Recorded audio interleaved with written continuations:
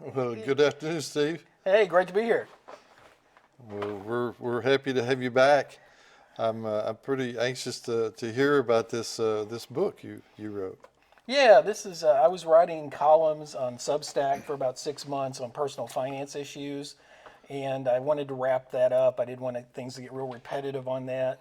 And a friend of mine said, hey, it'd be great if you put this into a little book. So this is a little ebook that's available on Amazon. It's called Building Wealth is Simple, yet it's generally a slow and sometimes painful process. So we'll kind of go through all that in our discussion here today. All right. Well, you'll have to step me through the slides. Here is a slide presentation to work with. So if you'll kind of step me through the slides, we'll. All right, yeah, let's go to the title slide. Slide one. So just a few things on these concepts a little bit. Some people kind of scoff when I say building wealth is simple. And there's a difference between something being simple and something being easy. Now, if I were to drive from the museum here in Rector to Marmaduke, that would be pretty simple. I'd drive down Main Street, I'd turn right, I'd get on Highway 49, and I'd go 8 miles and I'd be in Marmaduke. That's simple. And a lot of times that's going to be easy. But it's not going to be easy if I get a flat tire 2 miles down the road. And it's not going to be easy if there's ice on the roads. And there's not going to be easy if there's a train wreck. So there's a lot of things that are simple, but that doesn't mean they're easy. So I can show you how to build wealth, and it's very simple. But in your real life application, it's not going to be simple. And the other thing is, I'm going to reference a lot of material here that talks about becoming a millionaire. And I know a lot of people don't want to become a millionaire. That's not their goal in life, and that's fine.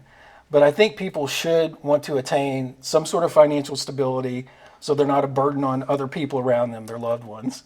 And I think having some of this information will help out with that as well.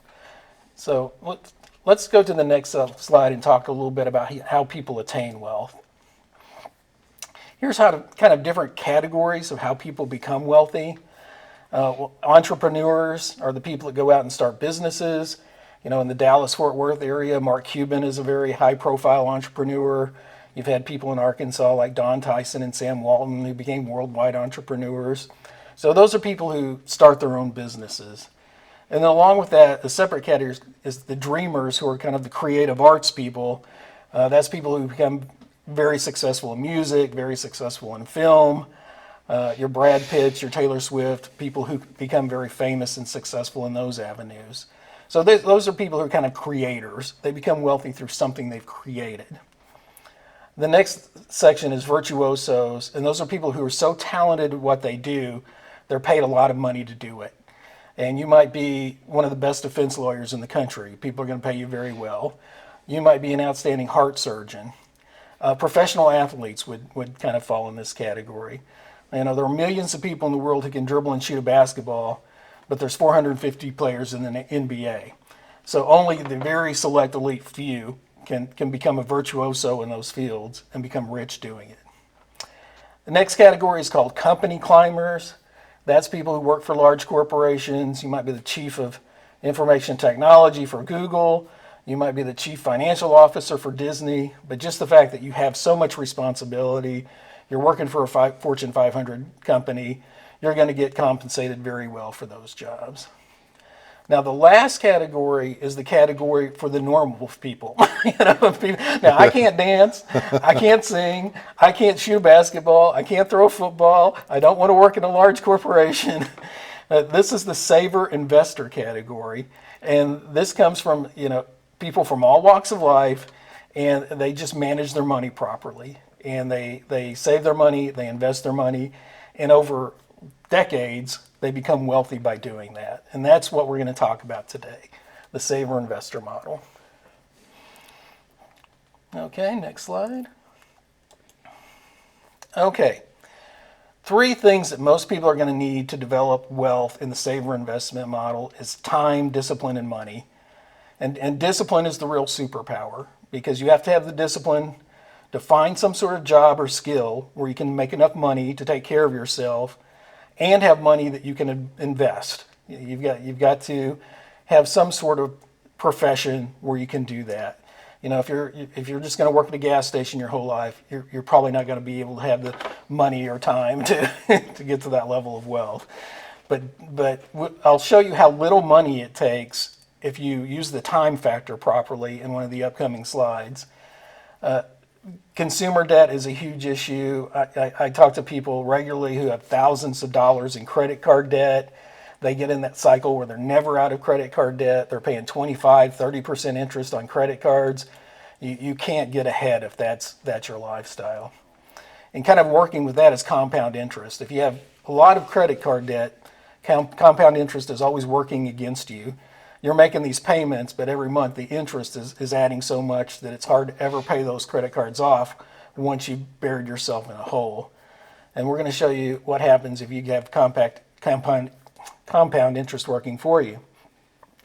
Pay yourself first. You know, you automate your processes through 401ks or IRAs. So you're not paying or putting money in savings and investment after you've paid off everything else and done everything you want to do. That's your priority, is to pay yourself first. And the part, why is it painful? First of all, you're going to have to defer some gratification. You're not spending every dollar you make. There are things that you might want to do that you can't do all the time. I can't eat out every night. I can't go to the Bahamas this year. You're going to have to make some choices. And it's also kind of emotionally painful when you have stock market losses, and I'll kind of talk through that. But if you had $300,000 invested and the stock market went down and you had $200,000 one day, it is depressing, but there's a path forward, and we'll talk through that issue as well. So that's kind of some of the basics of understanding wealth. You know, one of the things you have to do is kind of know what you want out of your life. You know, you have to be that 25-year-old person that says, when I'm 75, what I want to look back in life and see that I've accomplished. What are my goals? What do I want to leave in terms of my family? Do I want to travel? Do I want to start a business? You know, what is your purpose? What are you trying to do? So knowing your personal goals is very important, because what everybody wants out of life is different. So there's no one size fits all for, how we're going to lead our lives. The next point is interesting, that wealth is invisible. And Morgan Housel wrote about this in his book called The Psychology of Money, a really good book that was released about 4 or 5 years ago. You can't see somebody's wealth. You can see how they choose to dress. You can see what kind of car they drive. You can see what kind of house they live in. But you really have no idea if somebody's wealthy, if somebody's in a great amount of debt. You know, if I had a $100,000 car, which I don't, you could assume, oh, Steve's really wealthy. He's got a $100,000 car. Or you could assume, boy, Steve's got a lot of debt. He's got a $100,000 car. So when we have no idea, when we look at people, what wealth really is, because we don't know really what the individual has and how they're managing their funds. And the other point on this that should be inspirational to some people, multi-generational wealth is largely a myth. There's this idea that, if you don't come from a wealthy family, you can't become wealthy yourself. And there's been studies for about 3 decades, and they all show that about 80% of people who become millionaires are first-generation millionaires. And the reason this happens is because when millionaires die, their children get the money, and 70% of that wealth is gone after they're done with consumption. They're the ones that say, yoo-hoo, I won the lottery, I'm going to Vegas, I'm going to see the world, I'm going to buy the sports car, and that money disappears, 70%. And by the next generation, 90% of that wealth disappears. So the reality is more people would rather spend money than make money or invest money. So it's always been the same, that it's the individual choices that make you wealthy, not really where you come from that makes you wealthy. Okay, let's talk about how powerful compound interest is, because compound interest is what really makes people wealthy. Now, in this particular slide that I put together, I said somebody's going to invest $40 a week, and they're going to get a 10% rate of return.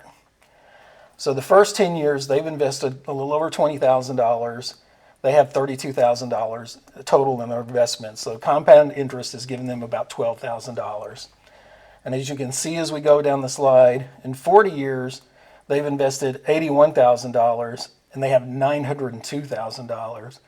In 50 years, they've only invested $102,000, but that money is worth $2.3 million. So it's jumped up about $1.4 million over the last 10 years. So what they actually invested is about 5% of that $2.3 million. That's where we talk about time being so significant.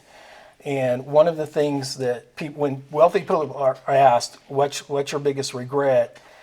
The number one answer is, I didn't start investing earlier in life, because this time factor is so important. Every year you invest, growing at 10% just makes a huge difference in your long-term net wealth. Okay? So in the past few years, Dave Ramsey, I'm sure most people know who he is, Ramsey Solutions, they did a big study of millionaires. They claim it's the biggest one that's ever been done. And what's really interesting were the top professions of people who were millionaires.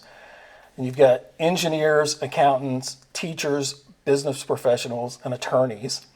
I mean, it's amazing when you see teachers up there. And the statistic that's also interesting is 1/3 of the millionaires made less than $100,000 per year. So it's really not as about income as much as it's about behavior. And you don't see physicians here, and you don't see pilots here, and you don't see dentists here. And there are a lot of professions where people are expected to maintain a certain lifestyle. You're expected to have a luxury car and belong to an expensive golf club membership, and you send your kids to private school, and none of that stuff increases your wealth. It's all consumption.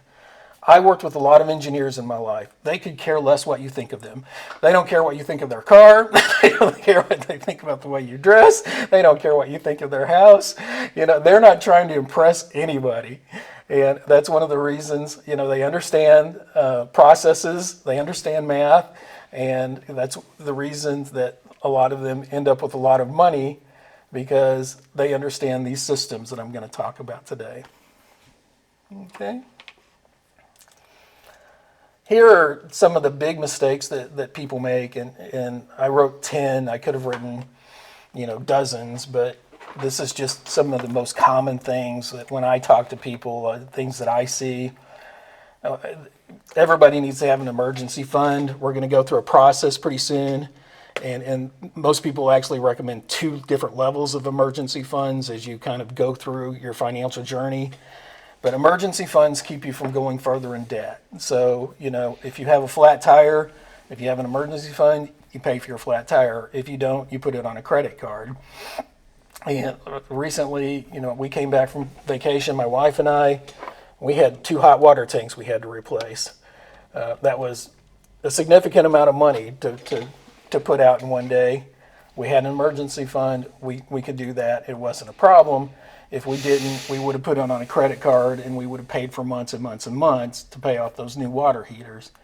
So having an emergency fund is just really critical to building wealth, because you can sleep at night.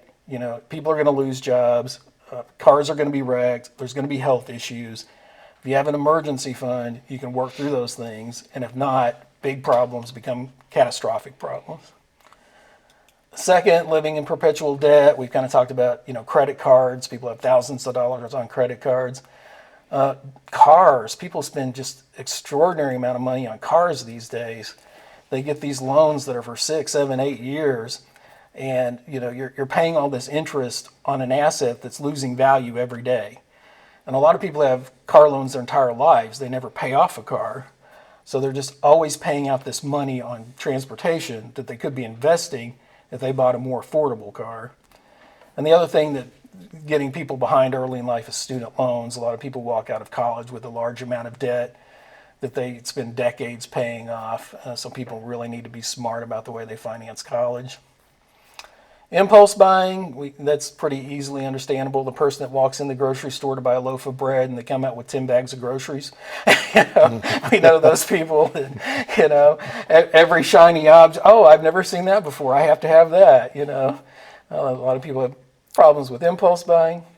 Status buying is, worrying about status really is the antithesis of building wealth. I know people who, drive really expensive cars. They throw a lot of parties. Whenever they travel, they stay at high-end hotels. They have no money. They have a lot of debt. But it's just, we're going to live for today philosophy.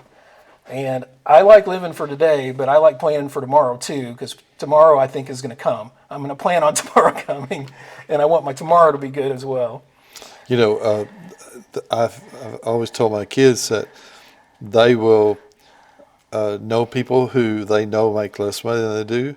They have lots more, it seems. Right. But they'll know people who make less money than they do, or make more money and have less. Right. Isn't that strange how that works? It's all about prioritizing your life. That's right. So, and these type of studies have consistently found that people who are really wealthy, the cars that they most likely buy are Toyotas, Hondas, and Fords. So they're not buying the luxury cars, they're not buying the sports cars. The people that are more status oriented are buying those cars. Okay, now the next one will take a second to describe, economic outpatient care. And this concept comes from The Millionaire Next Door, which was a book that was released in the mid-1990s. And the authors basically said, and this happens mostly with like parents and children, you have a 55-year-old parent and they've got a 30-year-old son and daughter, and they're still paying that person's rent, or they're making that person's car payment. That person has never been financially able to support themselves. And that hurts both parties. The parent is losing money that they're going to need for themselves in the future, and the child is not learning how to take care of themselves, to be responsible for their own economic means. So if you are, in a situation where you're taking care of someone financially, you have to have an off-ramp for that. And it could be painful, it's going to be painful for both parties to say, if the kid's 30 years old and has never taken care of themselves, they're gonna test your will. I'm going to be homeless. You don't love me. All these things that wrap up into this. But in the long run, parents aren't going to be around forever, and people have to learn how to take care of themselves. Okay, not having a plan. A lot of people I talk to have no financial plan. They get paid every 2 weeks. If they have more money, they spend more money. If they have less money, they spend less money. But they just don't think about the future. They're 30 years old, and the fact that they're going to be 70 someday, that's kind of a reality to them. But they're not thinking about it. It's just not part of how they operate. We talked about cars a little bit, getting the big stuff wrong. We'll talk about that a little bit more later. But it boils down to if your cars and homes are taking too much of your income, then you don't have money to invest. Being too conservative with investments, I'll talk about that a little later. I talk to a lot of people who just, oh my gosh, I read a story and the stock market's going to go down 30% next year. Okay.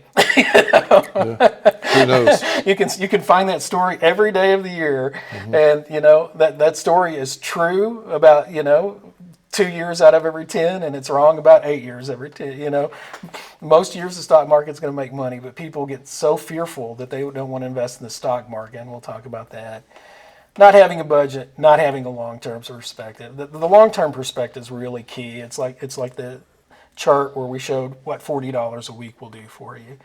Investing is not a get-rich-quick scheme. It's not going through the drive-thru and getting a bag of burgers. This is the ultimate sort of crock pot cooking. This is going to take a while. And it just happens in the background of your life while you're doing everything else that you want to do. Okay, the financial order of operations is a way to prioritizing saving and investing money that was developed by a guy named Brian Preston, who calls himself the money guy. Dave Ramsey has his baby steps. I think this system's a little more sophisticated. I like it better. The way I would compare the two is that Dave Ramsey assumes that everybody's bad with money, which is not a bad kind of way to think about it, because the statistic is 56% of Americans don't have $1,000 in case of emergency. So most people can't even pay $1,000 if they have something that happens in their life. But I think Brian Preston's plan is you're pretty responsible with money already. you've got a good head on your shoulders, this is a good way to go forward. So that's the way I kind of look at the different plans. The first one, we have the short-term emergency fund. You always want to have enough to cover your deductibles, your health insurance, your life insurance, whatever your highest deductible. Some people say $1,000 is a starter emergency fund. I kind of prefer 1 month of expenses. So if your rent and food and utilities are $1,500, have that. If it's $2,000, have that. And then I have my emergency fund in a high yield savings account that my bank has. I'm making like 4.65% right now. I could open a money market account and make even more. I just don't want to chase 0.5% of money for a while. But the reality is the short-term emergency fund is the first thing that keeps you out of credit card debt for small things, for small everyday things. His second step is to get that automatic match if you're working at a place with a 401k plan. Like my daughter worked at Starbucks through college. They have a 401k plan. So she was able to start investing in a 401k plan when she was 18 years old and going to college. So think about those things when you look for those employment opportunities. 401k plans grow tax-free, so it's a great way to build wealth in the future. The third step is to get rid of credit cards. If you have high interest loans, if you have high interest student debt, any high interest debt, because like we mentioned earlier, you can't be paying over 10% on debt and making money. It's just, the math is just not going to work. And then the next is the long-term emergency reserves, which is 3 to 6 months of income saved in your bank account. Now, the reason this might be different, say if 2 nurses are married and they don't have any children, if you lose a job as a nurse, it's probably not the hardest thing in the world to find another job as a nurse. So a 3-month emergency fund is probably fine. If you are married and your spouse doesn't work and you have 3 kids and you lose your job, you might want a 6-month emergency fund because you have a lot more financial responsibilities on you. So it just depends on kind of where you are in the world. So next is where we hit the investment opportunities. We've already invested that matching in our 401k. Now we do the Roth IRA, and I'm going to talk about the Roth IRA at length later because that's the most beautiful investment opportunity that young people have. You invest money that's been taxed and it's never taxed again, and you can just build amazing wealth through a Roth IRA. Health savings account, if somebody is young and they're in good physical shape, they don't go to the doctor very often, you can choose a medical insurance plan. It's got to be a high deductible plan, but it has a savings component that you can put in money, the health insurance company may put in money, and that money can be invested for decades. So it's kind of like a hidden Roth IRA in that you can build up hundreds of thousands of dollars through a health savings account. And then the flexible spending account is simply pre-tax dollars to pay for ongoing medical expenses. It's not really a long-term investment. So as we go to the next slide, if you're not up to investing about 20% of your income, that's your goal at that 20, they say to 25%. You count in that employer match. If you've got a 401k and they're giving you 5%, you've got your 5% already. So if you're doing that match, you're at 10%. And you may not be able to do this, as a young person to save that percent of your income. But what I tell people is every time you get a raise, look at increasing the amount of money you're investing because that will make a big difference in the long run in how you're doing. So we go back to things like our traditional 401k. There's a Roth 401k now where you can invest money in a Roth 401 that's after tax. They'll never be taxed again. And then there's just simple brokerage accounts. So people who want to be in the FIRE movement and they want to retire at 35 or 40 years old, which is just insane to me. They have to be very heavy into the brokerage accounts and less into the retirement because they've got to build enough wealth to get them to 59 and a half when they can start taking from some of these other taxable account or investment accounts. Next step after investing, prepay future expenses. You might have a fund that says, okay, I want to buy a new car in 5 years. I'm going to put X amount of money in this account, so when 5 years comes, I don't have to get a huge debt on a car, things of that nature. And last is your low interest debt, like your house. Now, one of the things that's different, like say in Dave Ramsey and the way Brian Preston looks at this, Dave Ramsey would say prioritize your house and then invest. Brian Preston would say, okay, if you're paying 4% interest on your home and you can make 10% interest in the market in the long run, don't prioritize paying off 4%. You prioritize making that 10%. So that's just kind of a little difference in the way people view things. Here's the other rule of thumbs that kind of Brian Preston has put in this process. Cars, his rule is 23-8, pay 23% down, payments for 3 years or less, 8% of your gross income. And then the house, he wants all your housing expenses to be less than 25% of your gross income. So in total, he's saying these things should be about a third of your gross income. And the problem is, if they're half of your gross income, you're not going to be able to save. The more that you're spending for your house and your home, the less money you have for investments. Okay, I'm going to talk about what a beautiful thing the Roth IRA is. I did some calculations today, and right now the maximum investment for somebody under 50 is $7,000 for a Roth IRA, and that tends to go up a little every year, most years. And if somebody started at 25 and said, I'm really going to prioritize this, I'm going to put $7,000 in, I'm going to do that for 40 years. At the age 65, not only would they have over $3 million, but they would never pay a cent of tax on that $3 million. They could pull out $100,000 a year, non-tax money. So it's just a really beautiful and powerful way to save. There's no required minimum distributions like there are on the 401k plans. And if the money that you've put in, you can always withdraw that money without a penalty because it's already been taxed. So if you had a real desperate situation, you could pull out some of that money. But of course, that wouldn't be your goal. Your goal would be to say, I'm paying myself first. This is part of my long-term goal. I'm just putting this money in the Roth IRA. So if you're in your 20s, figure out how to get a Roth IRA. The thing that's so wonderful about the world we're in now is so much is online. You know, in the old days, you had to find a broker to invest, and they would take a substantial fee to help you invest your money. Now you can go online, you can go Fidelity or Schwab or Vanguard. A lot of the expense ratios are very small, so you can do it from the comfort of your own home, and then you can choose what you want your investments to be in. Now, the last two bullets here are not really Roth IRA specific, but here's the concept. What feels safe is risky, and what feels risky is safe.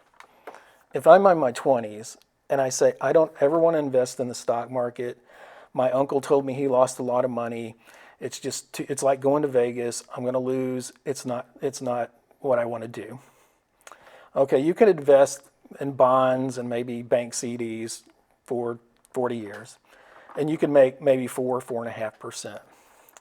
But the problem with that is you're going to get taxed on that money. And the other problem is this thing called inflation that people have heard about recently. So once inflation hits that money and what taxes hits that money, you're probably barely going to break even if that's your investment strategy to never invest in the stock market. So what you have to realize is 8 years out of 10, the stock market typically goes up. So 2 years, it's going to go down. And you just have to learn how to ride those waves. And you just have to learn how to say, I know this is going to happen. There's going to be good years and bad years, but I've got a long-term strategy. And if I do this in the long term, things are going to work out very well for me. The other line there on that slide is that investors benefit in the long term by short-term market corrections. So to explain that, I'll use an example of a watch. If I went out and bought a watch today for $100, and I said, this is a really beautiful watch, I love this watch, I'm going to go out next week and buy the same watch again. But now this watch only cost me $50. My feelings aren't hurt that I'm paying $50 instead of $100 for this watch. Well, in the future, both of these watches could be worth $200. So I've made $100 off the first watch and $150 on the second watch.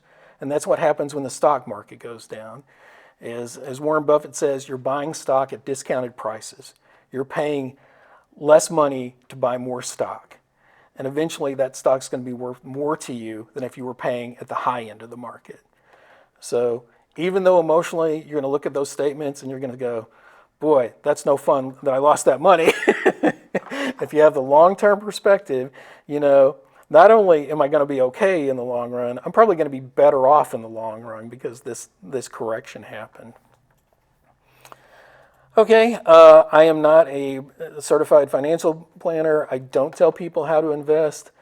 The S&P 500 is the benchmark. I will say that I've done very well over decades of being invested in the S&P 500. And there are all these what they call actively managed funds where it's guys in very expensive suits who decide what companies that people should invest in. And over the long term, it's been shown again and again and again, you will usually do better just being in the S&P 500 than paying somebody a lot of money to manage that for you. It has low expense ratios and it's been on fire the past 10 years if you look at these numbers. Now, I looked at numbers over about the past 35 years, and the average performance has been about 10.5%. So that's why I've been using the 10% number. And, we've been hitting record stock market highs all throughout this year. In the past 5 years, it's up 87%. So that's up over an average of 17% a year. The past 10 years, it's up about 16% a year.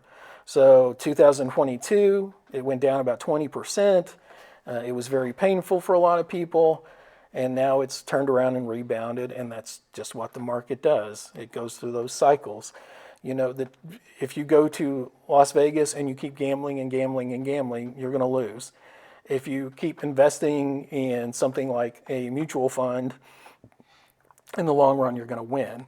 That's how the stock market is different than gambling. Your odds are on your side. So I would tell people, it's all individual. It's all your plan for what you want to do, what your goals in life are. Stay focused on what you want and the process. Automate everything as much as possible. Companies have 401k plans. You just go in and you decide how much to invest and where to invest it. And you can probably automate something if you wanted to do a Roth IRA. Pay yourself first. Don't be a miser. Life isn't about, gosh, I'm going to die with millions of dollars in the bank. Why? Build generosity in your life. Help people. If you don't have time, give money. If you don't have money, give time. There's plenty of people that need support in our world. And then have that long-term strategy. That's the real key to this is, when you're 22, you got to be thinking, what do I want life to be like when I'm 62, when I'm 65? So that was very quick. I go through more detail on a lot of these things in the book. But again, it's simple. It's not easy, but it's simple. So it's a matter of, getting some sort of professional skill set where I can go out and make a living. And then it's about behavior and choices after that. I'm gonna live below my means. I'm gonna invest money. I'm not living to impress people with my clothes or my vacation or my home or my car. And in the long run, you can do very well with these principles. Okay. Thank you, Steve. That was very interesting. I really enjoyed the last 5-10 minutes. That's pretty impressive that the new Roth IRA. Yes. So if you're interested, anyone out there that's interested in the book, you can certainly contact Steve through me or Steve. You want to? Yeah, it's an ebook. It's not a hard copy book. You can just go on Amazon. You can search on Amazon, Steve Crawford, Building Wealth is Simple, and you can read it on your Kindle or whatever sort of electric device that you have to read books on. If you want to talk to me more about concepts, you can reach out to me on Facebook, or you can send me an email at stevecrawford@hotmail.com. I don't have, like I say, I'm not a professional financial advisor. I don't have all the answers in the world, but I think what I wanted to do is give people hope that a guy could grow up in Rector, Arkansas, and at 24 years old not have two nickels to rub together, and at 56 retire and never have to work again, because that's my story. So that can happen, to anyone, anywhere. It's just a matter of behavior and process. Very good. Thanks again for coming, and we'll be back with more boardroom conversations. Thank you for having me. All right.